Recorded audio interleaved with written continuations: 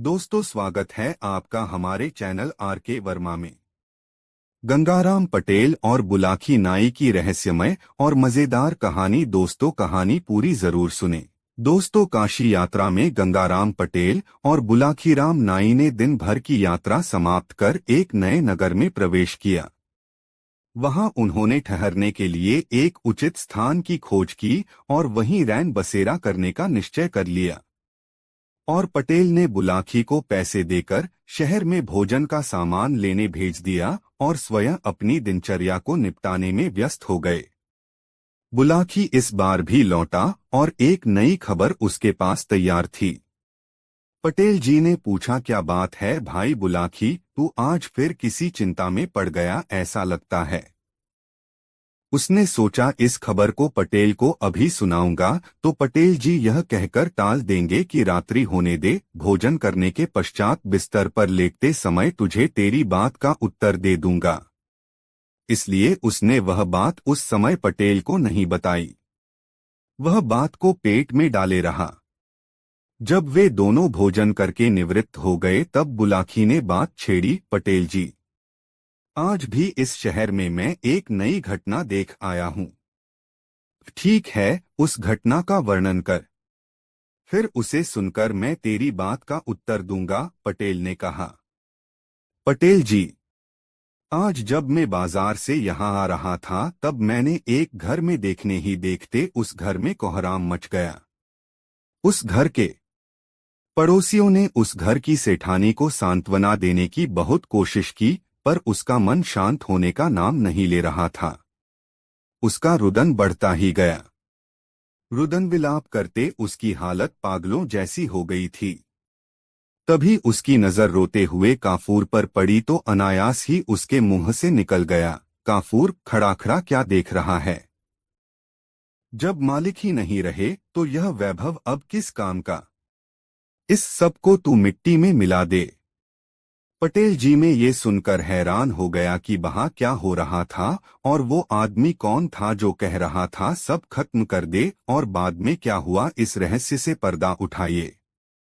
बुलाकी की यह सारी बात सुन पटेल जी बोले, बुलाकी, यहाँ से कुछ दूर एक नगर है, वहां 100 साल पहले एक बहुत बड़ा व्यापारी था जिसके पास काफूर नाम का एक गुलाम था। व्यसरी था, उसे अपने सिद्धांतों पर चलना सबसे प्रिय था। उसकी देखादेखी काफूर ने भी अपना एक सिद्धांत बना लिया। उसका सिद्धांत था 6 महीने में एक छोटा सा झूठ और 12 महीने में एक बार कोई बड़ा झूठ बोलना। एक बार व्यापारी ने विदेश जाने की योजना बनाई, इसलिए उसने निश्चय किया कि सभी गुनाभा को बेच दिया जाए। यह काम उसने एक दलाल को सौंप दिया। उसके गुलामों में से काफूर नामक गुलाम को शहर के एक अमीर आदमी ने पसंद कर लिया। तब दलाल ने काफूर की तारीफ करते हुए कहा, सेठ जी, यह गुलाम बड़ा ही ईमानदार और निष्ठापूर्वक काम करने वाला है। यह तो बड़ी अच्छी बात है। अमीर ने कहा, क्या इसमें कोई बुराई भी है। बस छोटी सी एक ही बुराई है सेठ जी की यह सिद्धांतवादी है। सिद्धांतवादी होना तो कोई बुरी बात नहीं है। इसमें क्या बुराई है। सेठ और अधिक खुश हुआ, मैं खुद सिद्धांतवादी हूँ और मेरा यह सिद्धांत है कि मैं बिना जांचे परखे कभी गुलाम नहीं खरीदता, और जब गुलाम को खरीद लेता हूँ तो उसके सुख दुख का पूरा ख्याल रखता हूँ। अब तुम मुझे इस गुलाम का सिद्धांत बताओ, क्या सिद्धांत है इसका। जवाब दलाल के बजाय गुलाम ने स्वयं दिया, मालिक, मेरा सिद्धांत यह है कि मैं 6 महीने में एक बार एक छोटा सा झूठ बोलता हूँ और 12 महीने में एक बार बड़ा झूठ बोलता हूँ।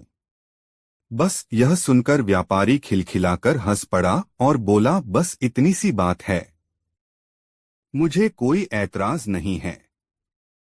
झूठ कौन नहीं बोलता। हम लोगों को तो हर रोज ढेरों झूठ बोलना पड़ता है। झूठ के बिना तो व्यापार चल ही नहीं सकता।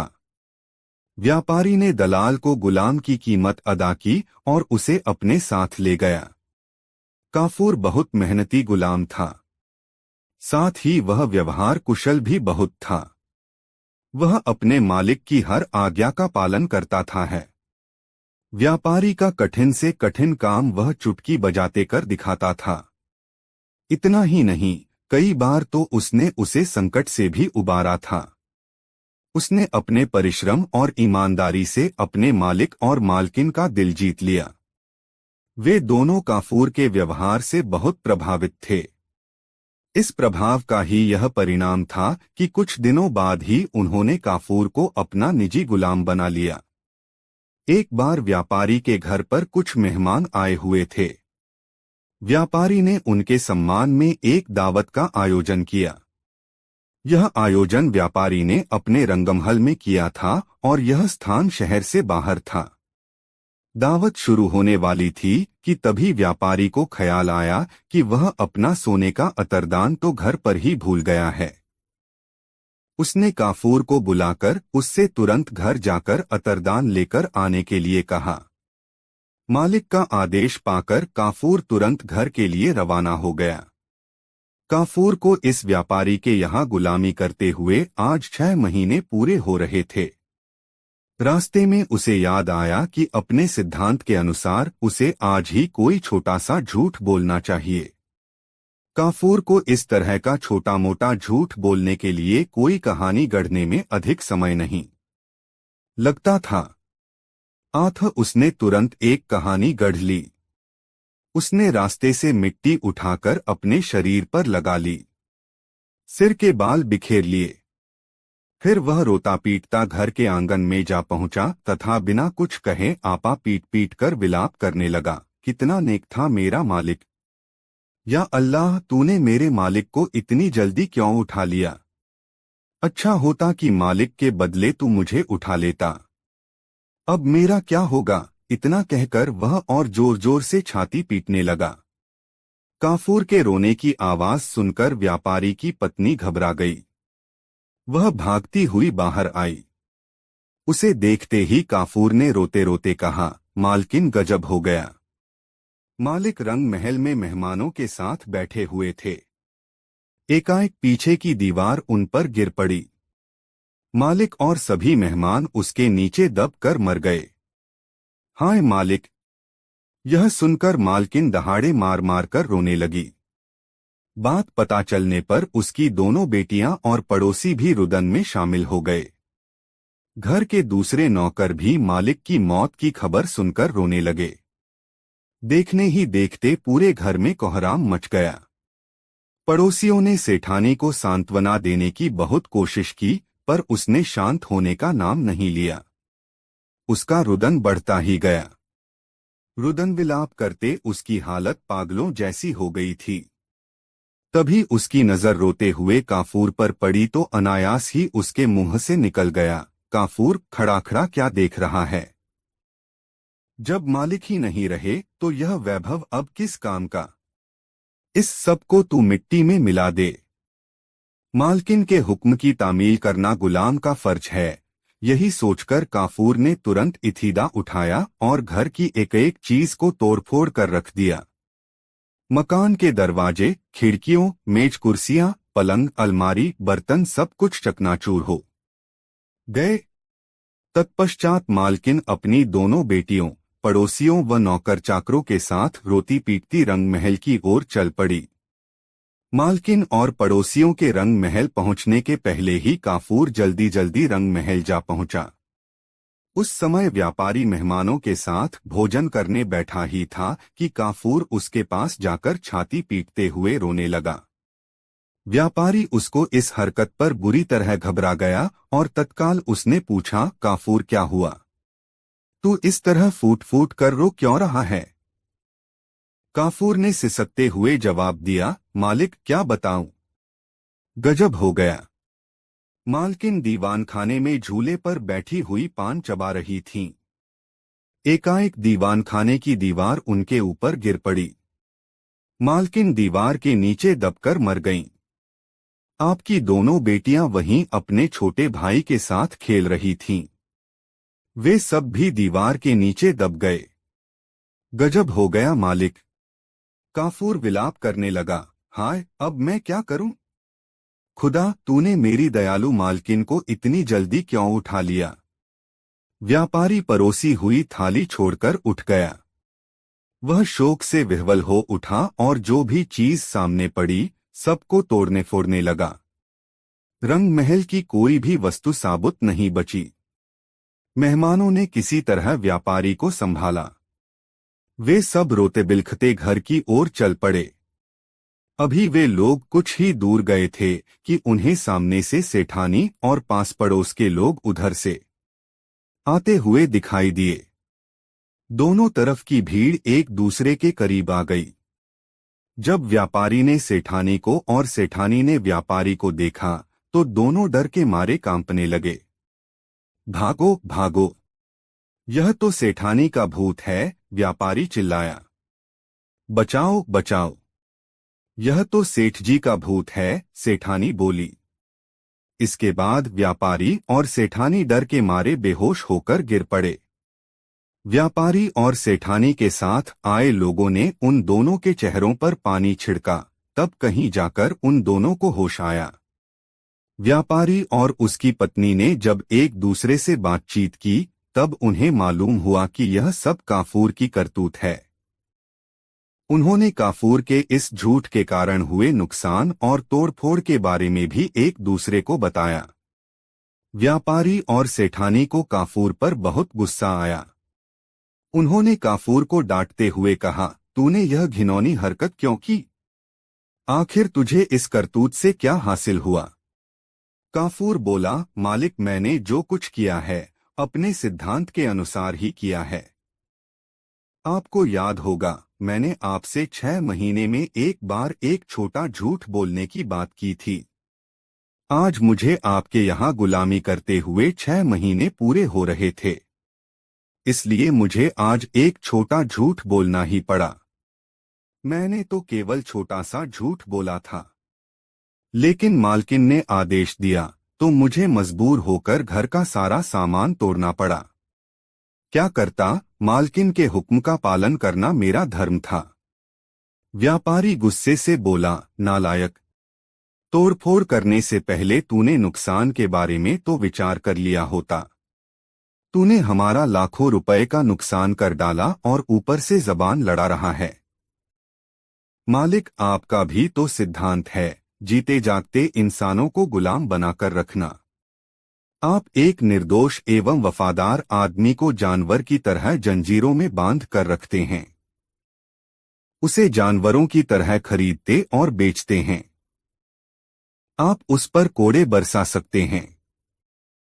इतना ही नहीं, आप गुलामों की हत्या भी कर सकते हैं। जीते जागते इंसानों की पूरी जिंदगी इस प्रकार की गुलामी में ही बीत जाती है। इस अन्याय की तुलना में तो मेरी छोटी सी गलती कुछ भी नहीं है।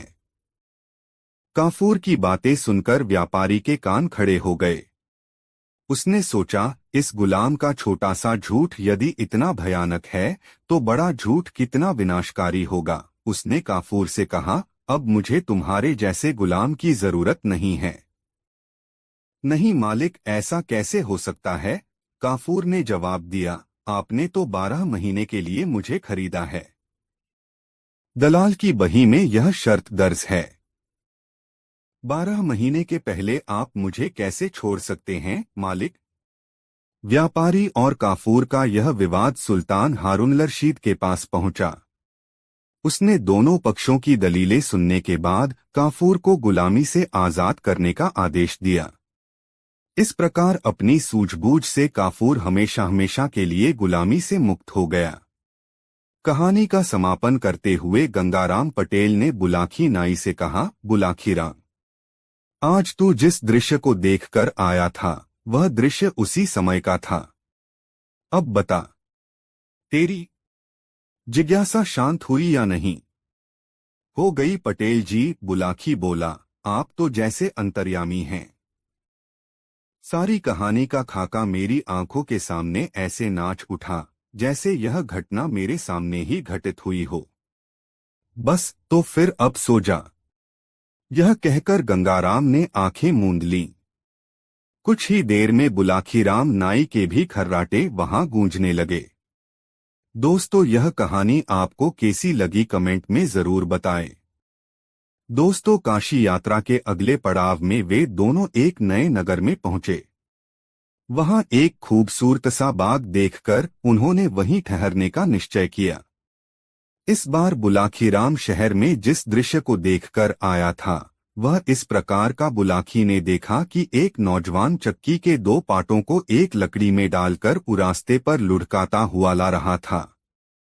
तभी घोड़े पर सवार होकर मर्दाना वेश में एक को वहां पहुंची। उसने उस नौजवान पर हंटर बरसाने शुरू कर दिए। युवक हाथ जोड़कर उससे माफी देने की फरियाद करने लगा। युवक के बार बार माफी मांगने पर वह युवती कुछ नरम पड़ी और हंटर बरसाने बंद कर वहां से घोड़ा दौड़ाती हुई चली गई।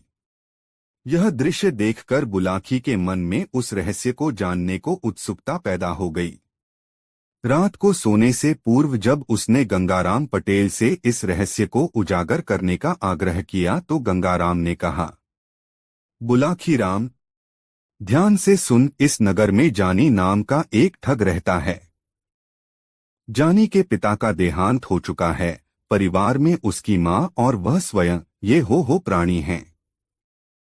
जानी ठगी के द्वारा ही अपनी जीविका चलाता है। एक दिन की बात है, जानी की मां बहुत उदास भाव में बैठी हुई थी। तभी जान ने अपने काम से घर वापस लौटा। मां को उदास देखकर उसने पूछा, मां, क्या बात है, आज तू बहुत उदास लग रही है? मां बोली, बेटा जानी, मेरी उदासी का कारण तू ही है।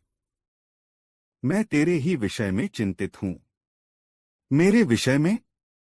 हाँ बेटा, मैं यह सोचकर चिंतित हो रही हूं कि मेरे मरने के बाद तू भोजन कैसे बनाकर खाएगा। अगर मेरे सामने ही तेरा विवाह हो जाता तो कितना अच्छा होता। मैं तुझसे बार बार कहती हूं कि बेटा अपना विवाह कर ले, किंतु तू मेरी बात पर ध्यान हो नहीं देता। मां जानी बोला, अब तू यह चिंता छोड़ दे। मैंने विवाह करने का मन बना लिया है। जल्द ही मैं तेरे लिए एक ऐसी सुंदर बहू ढूंढ लाऊंगा जो तुझे हर प्रकार का आराम देगी। बहू के आ जाने पर चूल्हा चक्की के कामों से तुझे निजात मिल जाएगी। फिर तू आराम से बैठकर ईश्वर का भजन करती रहना। जानी की मां यह सुनकर खुश हो गई। जानी भी अपनी होने वाली पत्नी के लिए जेवर आदि जुटाने में लग गया। इसी प्रयास में वह एक दिन एक सर्राफ की दुकान पर पहुंचा। उसने बड़ी अच्छी पोशाक पहन रखी थी। आठ सर्राफ ने उसे कोई बहुत बड़ा ग्राहक समझा। उसने जानी से पूछा, बताइए जनाब, कौन सा जेवर खरीदेंगे? मुझे एक खूबसूरत सा हार दिखाइए, ऐसा हार जिसकी कीमत भी वाजिब हो और जो दिखने में भी अच्छा हो, जानी ने कहा। हाँ हाँ जरूर, मैं अभी आपको आपकी पसंद का हार दिखाता हूँ। यह कहकर सर्राफ ने उसके सामने कई तरह के हार पेश कर दिए। जानी ने उसमें से एक हार पसंद कर लिया। हार को परखते हुए उसने सर्राफ से पूछा, कितनी कीमत है इस हार की? 2000 रुपये, सर्राफ ने कहा। ठीक है, यह हार मेरा हुआ। जब तक मैं रुपए निकालूं, आप इसकी रसीद लिखकर मुझे दे दीजिए।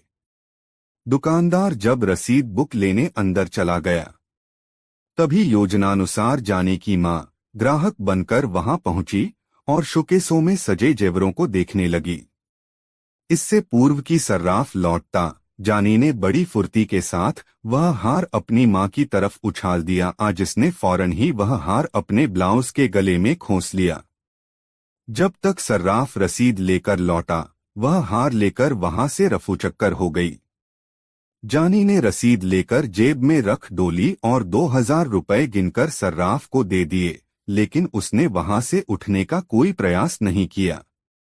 उसकी निगाह शोकेसों में लटके दूसरे जेवरातों पर घूमती रही। उसे उत्सुक देखकर सर्राफ ने उससे पूछा, कोई और जेवर चाहिए जनाब? हाँ, मुझे उस जैसा ही कोई दूसरा हार दिखा दीजिए, जानी बोला। दुकानदार ने तत्परता से उसे दूसरा हार लाकर दे दिया। जानी ने हार जेब में डाला और बाहर जाने लगा। यह देखकर दुकानदार ने कहा, श्रीमान, इस हार की कीमत तो चुका दीजिए। कीमत? कीमत तो मैं आपको पहले ही दे चुका हूं। अब क्या एक चीज की कीमत दो दो बार लोगे? जानी दुकानदार पर बिगड़ उठा। दोनों में वाद विवाद होने लगा। नौबत हाथापाई तक पहुंच गई। दुकान के बाहर भीड़ इकट्ठी हो गई। सर्राफ कह रहा था कि हार का दाम चुकाओ और जानी कह रहा था कि मैंने कीमत चुका दी है। झगड़ा ज्यादा बढ़ा तो वहां पुलिस पहुंच गई। कोतवाल दोनों को पकड़कर पुलिस थाने में ले आया।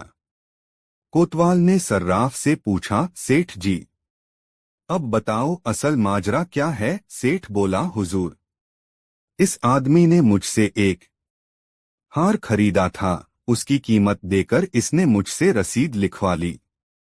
फिर इसने दूसरा हार खरीदा, परंतु उसकी कीमत नहीं चुकाई और यह हार लेकर चल दिया।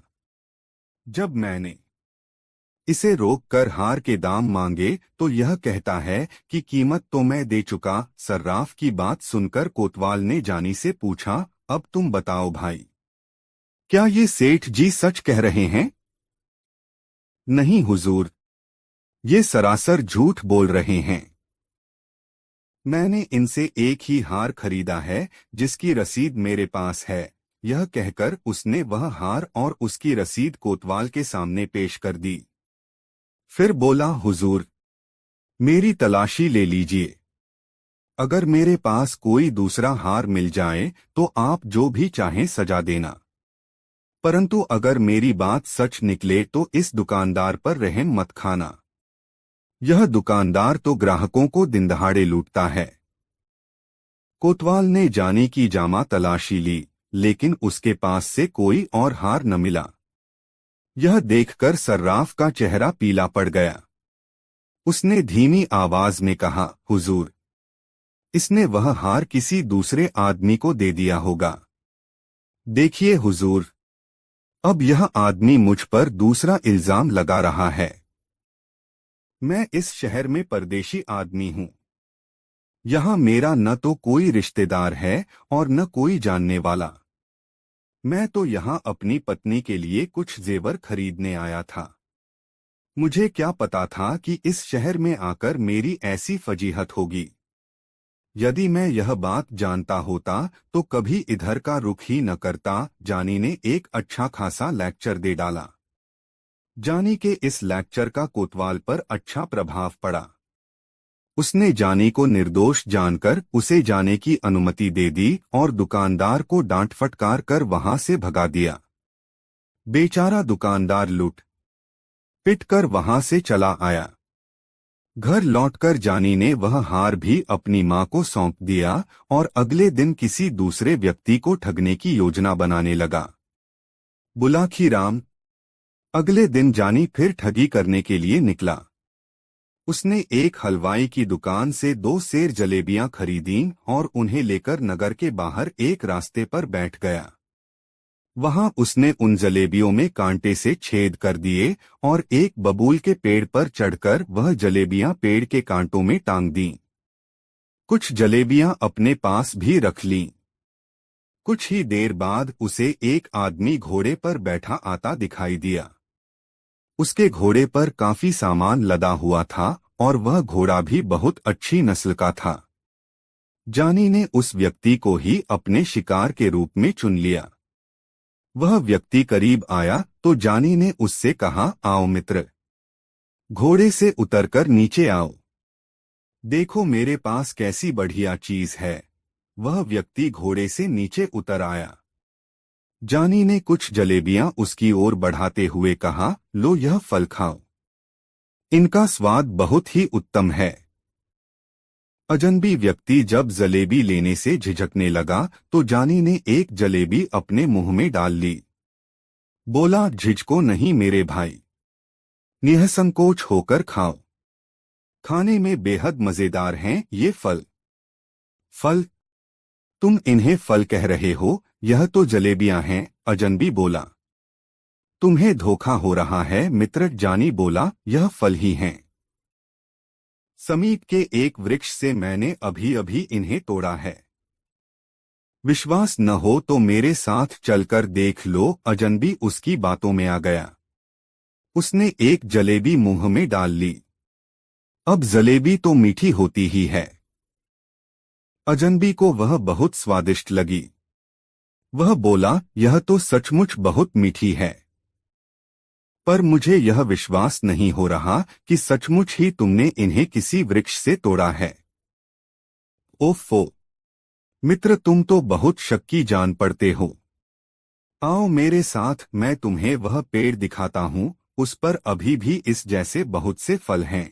यह कहकर वह उस अजनबी को बबूल के पेड़ के पास ले गया और उस पर अपने द्वारा लटकाई हुई जलेबियों को दिखाते हुए बोला, लो देख लो अपनी आंखों से, वे लटके हैं फल। अजनबी लालच में आ गया। उसने घोड़े की रास जानी को पकड़ाई और यह कहकर कि तुम इस घोड़े को पकड़ो, कुछ फल मैं भी तोड़ लूं। बबूल के उस पेड़ पर चढ़ गया। बस फिर क्या था।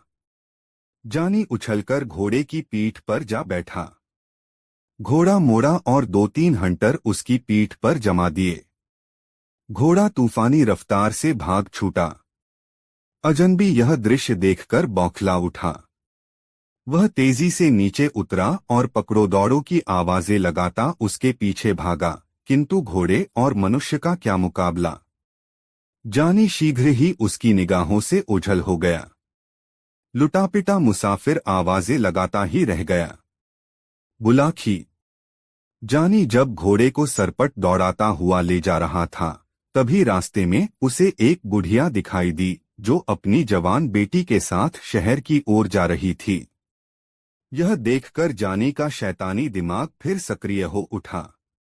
उसने अपना घोड़ा उस बुढ़िया के पास ले जाकर रोका और उससे पूछा, बुढ़िया माई, कहीं दूर से आ रही हो क्या? हाँ बेटा, हम 5 कोस दूर से पैदल ही चलकर आ रही हैं। शहर में एक रिश्तेदार के यहाँ जाना है, बुढ़िया बोली। तब तो जरूर थक गई होगी। आओ मेरे पीछे घोड़े पर बैठ जाओ, मैं तुम्हें वहां तक छोड़ दूंगा, जानी ने कहा। नहीं बेटा, बुढ़िया बोली, मैं तो नहीं थकी, क्योंकि मुझे तो पैदल चलने का अभ्यास है। हाँ, यह मेरी बेटी जरूर थक गई है। कभी इतनी दूर पैदल नहीं चली है न, इसलिए तुम मेरी जगह इसे कुछ देर के लिए अपने पीछे बिठा लो। जानी ने तब उसकी जवान बेटी को अपने पीछे घोड़े पर बिठा लिया। बुढ़िया ने कहा, बेटा तुम सचमुच एक रहमदिल आदमी हो, वरना आज के जमाने में कौन किसी की मदद करता है। अच्छा जरा अपना नाम तो बता दो। मेरा नाम है जमवाई राजा। ऐसा कहकर जानी ने घोड़े को एड़ लगा दी। घोड़ा तेजी से आगे की ओर भाग छूटा। यह देखकर बुढ़िया चिल्लाने लगी, ओ जमवाई राजा रुको, मेरी बेटी को कहाँ भगाए ले जा रहे हो? अरे कोई मेरी मदद करो। जमवाई राजा मेरी बेटी को भगाए ले जा रहा है। उसकी पुकार सुनकर लोग हंसने लगे।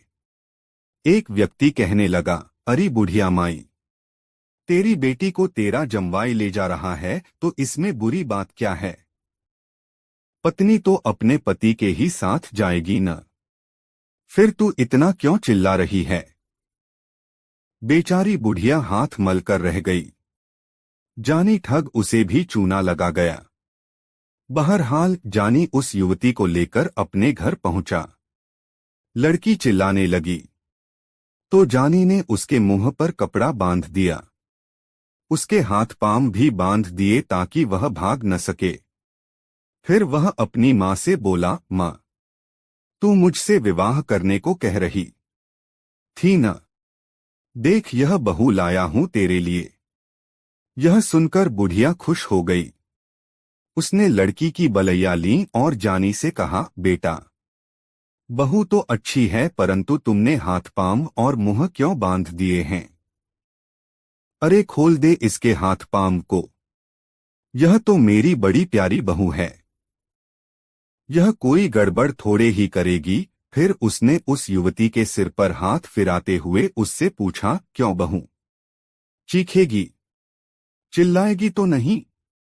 युवती भी हालात को समझ गई थी। आठ उसने गर्दन हिलाकर सहमति व्यक्त कर दी। उसने मन में सोचा कि मौका हाथ लगने दे बुढ़िया, तुझे और तेरे इस ठग बेटे को ऐसा पाठ पढ़ाऊंगी कि तू भी क्या याद रखेगी। उस रात जानी की माँ ने अपनी नई बहू के लिए बहुत स्वादिष्ट व्यंजन बनाए और अपने हाथों से उन्हें उस युवती को खिलाया। अगले दिन जानी की तथाकथित बहू ने जानी से कहा, ऐ जी सुनिए, अब तो मैंने भी फैसला कर लिया है कि आपकी पत्नी बनकर ही इस घर में रहूंगी। पर ऐसा करने से पहले मुझे अपनी गृहस्थी का सामान भी इकट्ठा करना होगा। आप ऐसा कीजिए, बाजार चले जाइए और एक चक्की खरीद लाइए। मैं अपने हाथों से आटा पीसकर उससे आपका भोजन तैयार किया करूंगी। इतनी कहानी सुनाकर गंगाराम पटेल ने कुछ क्षण के लिए विराम लिया। हुक्के के 2-3 घंट लिए और आगे बोले, बुलाखी, स्त्री की जात बहुत विचित्र होती है। स्त्रियां चरित्र के बारे में अनेक कहावतें कही और सुनी जाती हैं। कहते हैं कि जब इसका भेद ब्रह्मा ने भी नहीं पाया तो आदमी की क्या औकात। जानी उसकी बातों में आ गया और उसी समय चक्की लाने के लिए बाजार को चल पड़ा। जब उस युवती को यह विश्वास हो गया कि अब जानी काफी दूर चला गया है तो उसने उठकर अंदर का कुंडा बंद कर लिया। टहलती हुई वह जानी के मां के करीब आई और किसी चीते की तरह तेजी से उस पर झपट पड़ी।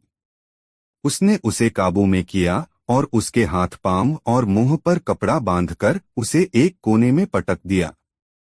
अब उसने पूरे घर को खंगालना शुरू किया। घर की सभी मूल्यवान चीजें जैसे जेवर, रुपए, पैसे आदि खोज खोज कर एक बड़े से थैले में भर लिए। अपना जनाना लिबास उतारा और जानी के कीमती मर्दाना कपड़े पहन लिए। फिर उसने थैला उठाया और उसे घोड़े की पीठ पर रख लिया। वह घोड़े पर बैठी और उस पर सवार होकर बाहर चली गई।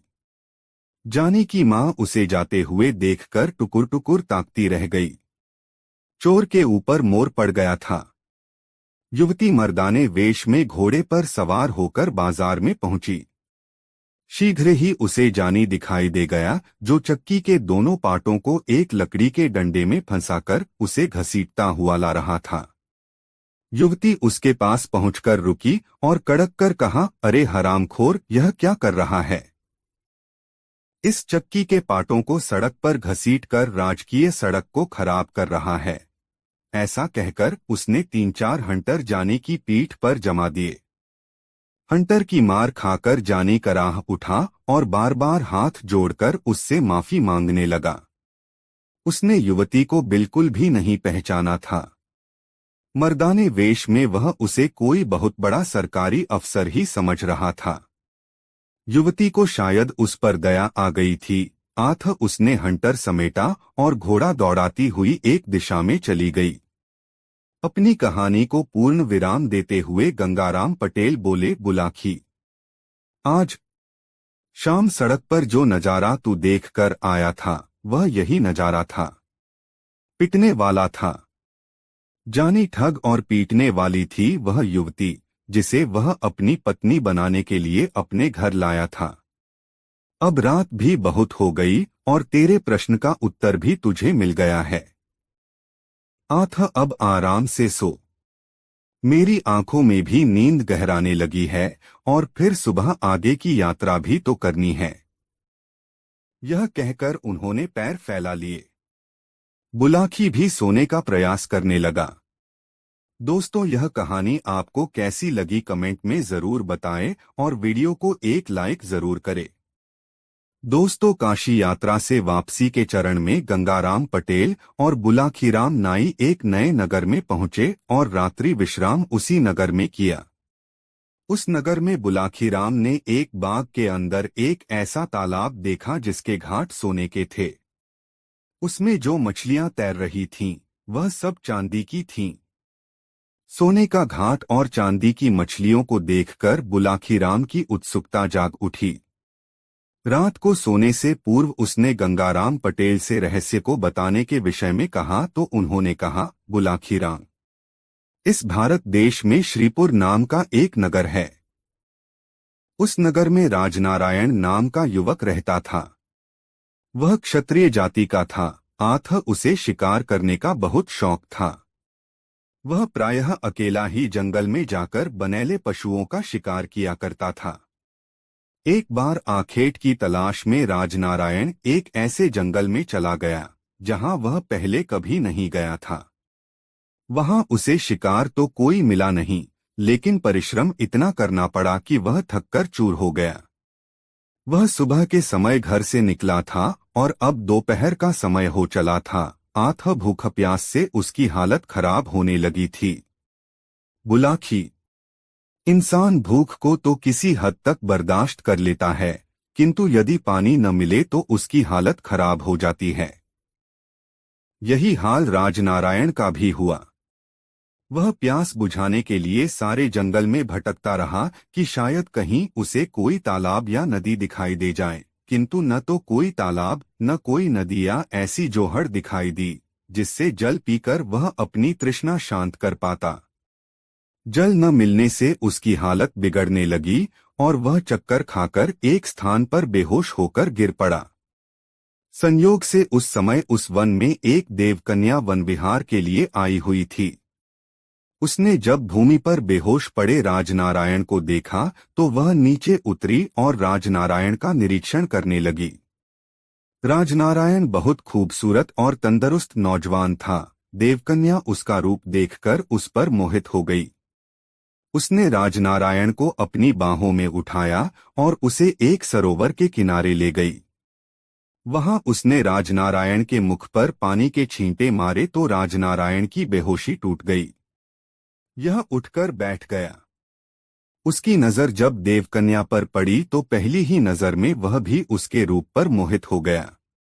उसने देवकन्या से पूछा, हे सुंदरी, तुम कौन हो जिसने इस निर्जन वन में मेरी रक्षा की है? देवकन्या बोली, मैं एक देवकन्या हूं। मैं वन विहार के लिए घर से निकली थी। जंगल में तुम मुझे बेहोश पड़े दिखाई दिए तो मैं तुम्हें इस सरोवर पर ले आई। पहले जी भरकर अपनी प्यास बुझा लो, बाकी बातें बाद में होंगी।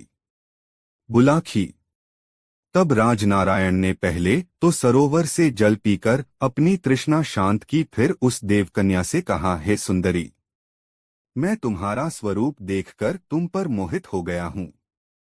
अब से पहले मैंने तुम्हारे जैसी कोई अन्य सुंदरी नहीं देखो। क्या तुम मुझसे विवाह करना पसंद करोगी?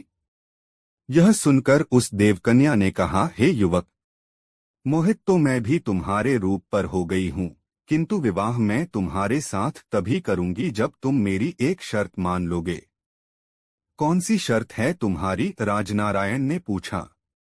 मेरी शर्त यह है कि विवाह के बाद तुम मुझ पर ऐसी कोई पाबंदी नहीं लगाओगे जो मेरी स्वतंत्रता में बाधक बने।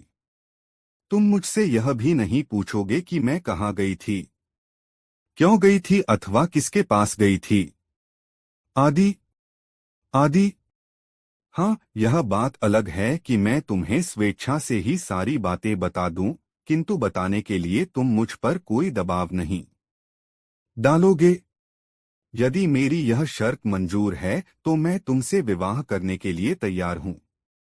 राजनारायण तैयार हो गया और तब उन दोनों ने वन में ही वन देवता को साक्षी मानकर गांधर्व विवाह कर लिया। राजनारायण उस देवकन्या को अपनी पत्नी बनाकर अपने घर ले आया। कुछ दिन दोनों के बहुत आनंदपूर्वक बीते।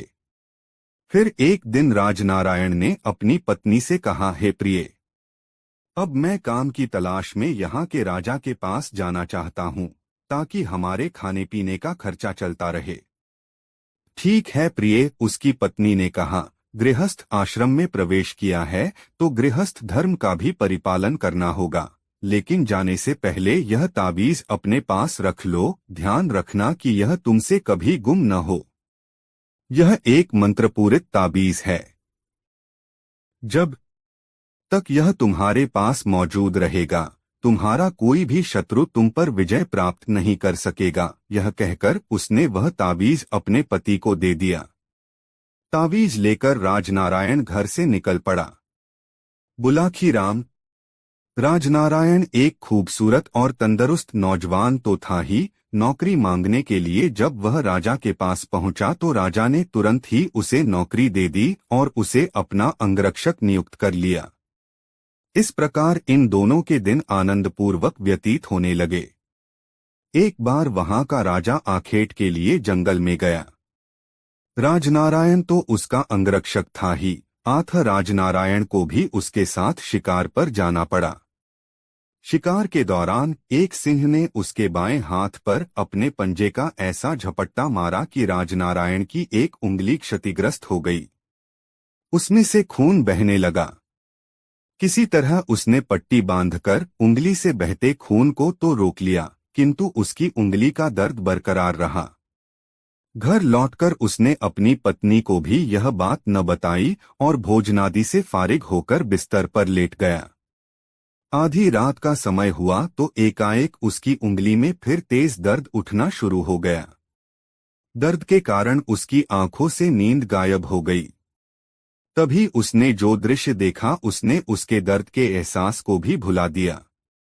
उसने देखा दूसरे बिस्तर पर सोई हुई पत्नी एकाएक उठी। उसने एक उचटती सी निगाह अपने पति के बिस्तर पर डाली, फिर यह देखकर कि उसका पति गहरी नींद में सोया पड़ा है, संतोष की सांस लेती हुई मकान के एक दूसरे कक्ष में दाखिल हो गई। राजनारायण दम साधे सोने का नाटक किए यूं ही बिस्तर पर पड़ा रहा। कुछ देर बाद जब उसकी पत्नी सोलह सिंगार करके घर से बाहर निकली तो राजनारायण दबे पांव उसके पीछे लग लिया। उसकी पत्नी एक सरोवर के पास पहुंची। वहां एक काले रंग का पहाड़ जैसा मजबूत व्यक्ति पहले से ही मौजूद था। जैसे राजनारायण की पत्नी वहां पहुंची, उसने लपककर उसे अपनी बाहों में भर लिया और उस पर चुंबनों की बौछार कर दी। अपनी पत्नी को किसी पर पुरुष की बाहों में झूलते देख राजनारायण गुस्से से आग बबूला हो उठा। वह भूल गया अपने विवाह पूर्व अपनी पत्नी को दिया हुआ वचन। उसने आव देखा न ताव तलवार निकाली और एक ही वार में उस काले रंग के व्यक्ति का सिर काट डाला। अगले वार में उसने अपनी पत्नी का शीश भी काटकर तालाब के जल में फेंक दिया। जैसे ही उसकी पत्नी का कटा सिर उस तालाब के जल में गिरा, एकाएक तालाब के जल में जैसे भूचाल सा आ गया। जल में ऊंची ऊंची तरंगें उठने लगीं। तालाब का पानी ऐसे खौलने लगा जैसे उसे नीचे से भट्ठी पर खौलाया जा रहा हो। पानी के सभी जलचर मरमर कर ऊपर तैरने लगे। जब जल शांत हुआ तो एक दूसरा चमत्कार हुआ। राजनारायण ने देखा कि तालाब के सभी घाट सुनहरे हो गए थे। ऐसा लगता था कि जैसे घाटों की सारी सीढ़ियां सोने की हो गई हों।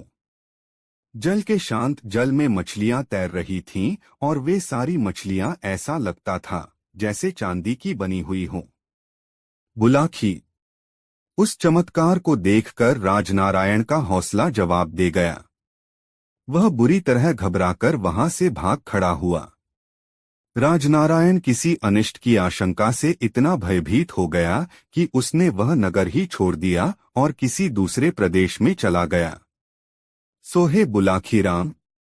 उसी दिन से बाग में स्थित उस सरोवर के घाट सोने के और उसमें तैरती मछलियां चांदी के रंग की बन गई हैं। आज शाम तुम जिस सरोवर को देख कर आए थे वह वही सरोवर था। अब बताओ, तुम्हारी शंका का निवारण हो गया तो ठीक है, मैं सोने का उपक्रम करूं। पूछने को कुछ बाकी बचा ही नहीं था। आथ बुलाकी राम ने कहा, सो जाओ पटेल जी, मेरी शंका का निवारण हो गया है। तदोपरांत दोनों ही सो गए। दोस्तों, गंगाराम पटेल और बुलाखीराम नाई की यह मजेदार कहानी आपको कैसी लगी कमेंट बॉक्स में जरूर बताएं। ऐसी और नई मजेदार कहानी सुनने के लिए हमारे चैनल आरके वर्मा को सब्सक्राइब जरूर कर लें और यह वीडियो अपने मित्रों के साथ जरूर शेयर करें। वीडियो देखने के लिए बहुत बहुत धन्यवाद।